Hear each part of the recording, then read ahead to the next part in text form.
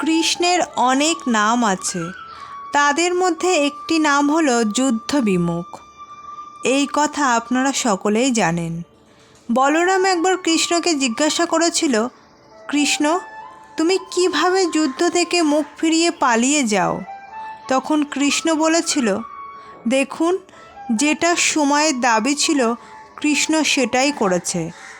যদি কৃষ্ণ রণভূমি ত্যাগ করে না পালাতো, তাহলে কে জানে কত সৈনিক নিজেদের প্রাণ হারাতেন, কে জানে কতগুলি পরিবার নিজেদের বাঁচার আশা হারাতেন। কে বলতে পারে হয়তো কত প্রাণ এই সংসার ত্যাগ করতেন। তাই কখনো কখনো যুদ্ধ বিমুখ হওয়াই শ্রেয়।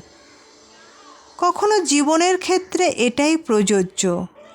যদি দূরে চলে গেলে আপনার সম্ভাবনা বৃদ্ধি পায়, তাহলে দূরে চলে যান। দূরে চলে যান সেই সকল ব্যক্তি থেকে যারা কথায় কথায় আপনাকে অপমান করে, আপনার নিন্দা করেন, আপনাকে বাধা দেওয়ার চেষ্টা করেন, আপনাকে ছোট করেন। কারণ যারা আপনার মূল্য বোঝে না, সেই সকল ব্যক্তিদের সাথে থাকলে আপনি নিজের আত্মসম্মান, নিজের আত্মবিশ্বাস, নিজের ব্যক্তিত্বকে নত করে ফেলবেন।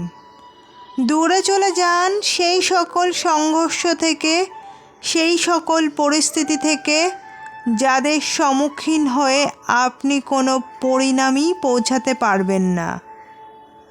যদি আপনি এইভাবে যুদ্ধবিমুখ হয়ে উঠতে পারেন, যদি এই প্রবৃত্তি নিজের মধ্যে জাগ্রত করতে পারেন, তাহলে আপনার সামনে সেই যুদ্ধ চলে আসবে যাতে বিজয় লাভ করে আপনি নিজের অস্তিত্ব খুঁজে পাবেন।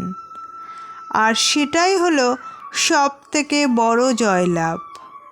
তাহলে সব শেষে একবার বলুন, রাধা রাধা।